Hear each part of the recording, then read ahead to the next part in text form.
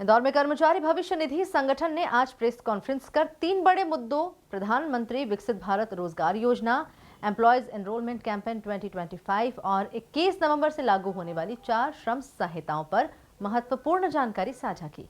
Press वार्ता की अध्यक्षता क्षेत्रीय भविष्य निधि आयुक्त मनोरंजन कुमार ने की। देखिए खास रिपोर्ट।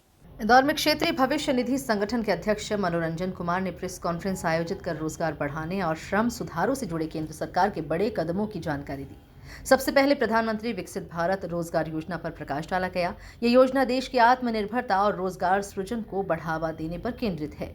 योजना के तहत वर्कफोर्स में जुड़ने वाले युवाओं को 15,000 रुपए तक की वित्तीय सहायता मिलेगी। वहीं नियोक्ताओं को प्रति कर्मचारी वेतन के अनुपातिक प्रोत्साहन राशि मिलेगी, जिससे रोजगार देने का आर्थिक भार कम होगा। ये लाभ मैन्युफैक्चरिंग सेक्टर को 4 वर्ष और अन्य सेक्टर को 2 वर्ष तक मिलेगा। योजना का कुल बजट 99,446 करोड़ रुपए है।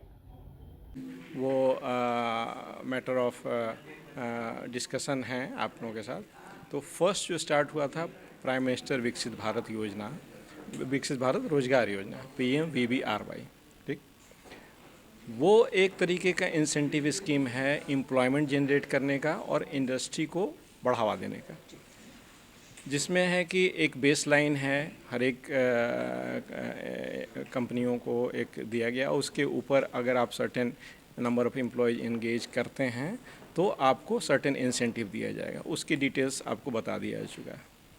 दूसरा, अभी एक वॉलंटरी डिस्क्लोजर स्कीम की तरह जो इनकम टैक्स डिपार्टमेंट से टाइम टू टाइम डिक्लेयर किया जाता है, उसकी तरह ही है एम्प्लॉयज इनरोलमेंट स्कीम।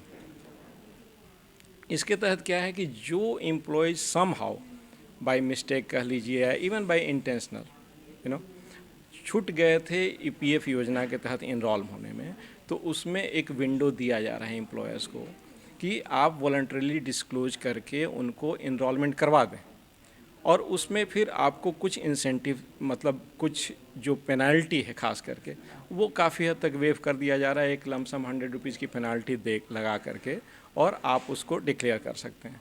फिर उसमें एम्प्लॉय से अगर आपने डिडक्ट नहीं किया है तब आपको ये नहीं कहा जाएगा कि आप एम्प्लॉय शेयर भी जमा कीजिए। अदरवाइज नॉर्मल केसेज में अगर इन्वेस्टिगेशन में पता चलता है तो पास डेट से सारे employees share along with employer share employer को जमा करने पड़ते हैं, और पूरे के पूरे अमाउंट के ऊपर फिर पेनाल्टी भी ड्यू डेट से लगाई जाती है विथ इंटरेस्ट।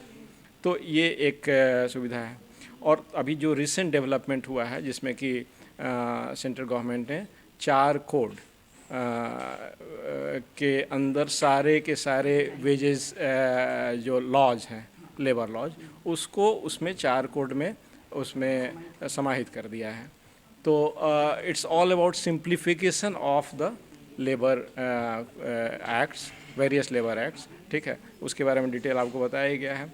सरकार का मकसद ये है कि चीज़ें जब सिंपल होती हैं तो उसका कंप्लायंस भी अच्छे से होता है, कन्फ्यूजन कम होता है, अनइंटेंशनल मिस्टेक तो एटलीस्ट नहीं होता है। इंटेंशनल मिस्टेक भी लोग कम करते हैं अगर चीज़ें सिंपल हो जाए। दूसरा बड़ा मुद्दा था एम्प्लॉयज एनरोलमेंट कैंपेन 2025 के तहत नियोक्ता जुलाई 2017 से अक्टूबर 2025 तक PF से छूटे कर्मचारियों को पंजीकृत कर सकेंगे। विशेष राहत के रूप में नियोक्ताओं पर सिर्फ 100 रुपए की पैनल डैमेजेस लगेगी और कर्मचारी अंशदान भी वेव ऑफ रहेगा। नियोक्ता को सिर्फ अपना अंशदान, ब्याज और शुल्क जमा करना होगा। इस घोषणा से लाखों श्रमिकों को सामाजिक सुरक्षा से जोड़ा जा सकेगा। तीसरा और महत्वपूर्ण अपडेट, 21 नवंबर 2025 से लागू 4 श्रम संहिताएं। भारत सरकार ने 29 श्रम कानूनों को समाहित कर 4 संहिताएं लागू की है। इन सुधारों से 1228 धाराएं हटकर 480 रह जाएंगी। 1436 नियम घटकर 351 होंगे और अनेक रजिस्ट्रेशन की जगह सिंगल रजिस्ट्रेशन व सिंगल रिटर्न की व्यवस्था लागू होगी। ठीक है। तो ये जो 4 लेबर कोड है, अब इसमें क्या है कि बहुत सारी चीज़ें चेंज हुई हैं चूँकि, तो हमारी टीम सब जगह लगी हुई है लोगों को इसके बारे में ज़्यादा से ज़्यादा अवेयर करवाने के लिए। और इसी क्रम में आप लोगों को भी हमने इनवाइट किया है कि through you the message should reach to more and more people, all the concern people. और जितनी ज़्यादा अवेयरनेस होगी फील्ड में उतना ही कन्फ्यूजन कम होगा। और कुछ चीज़ें जैसे हमें हमारे नोटिस में आई थी थ्रू हमारे मिनिस्ट्री कि कुछ चीज़ों पर कंसर्न रेज किया गया है ट्रेड यूनियंस का, कि भाई वर्कर्स के जो राइट्स हैं वो डाइल्यूट हो रहे हैं।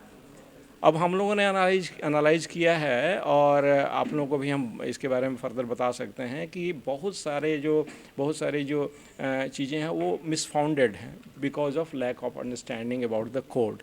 ठीक है, इसमें किसी भी तरीके से वर्कर्स के राइट को डाइल्यूट बिल्कुल नहीं किया जा रहा है। वो बेसिकली ओवरऑल जो एक वर्कर्स कम्युनिटी का इंटरेस्ट तभी सर्व होगा जब हमारा ओवरऑल इकोनॉमी ग्रो करेगा, ज़्यादा से ज़्यादा लोगों को एम्प्लॉयमेंट मिलेगा, इकोनॉमी में स्ट्रेंथ आएगा। तो एक थोड़ी फ्लेक्सिबिलिटी इंडस्ट्री को भी दी गई है और उसी की तरीके से कुछ सुविधाएं और बल्कि बढ़ाई गई हैं एम्प्लॉयज़ को।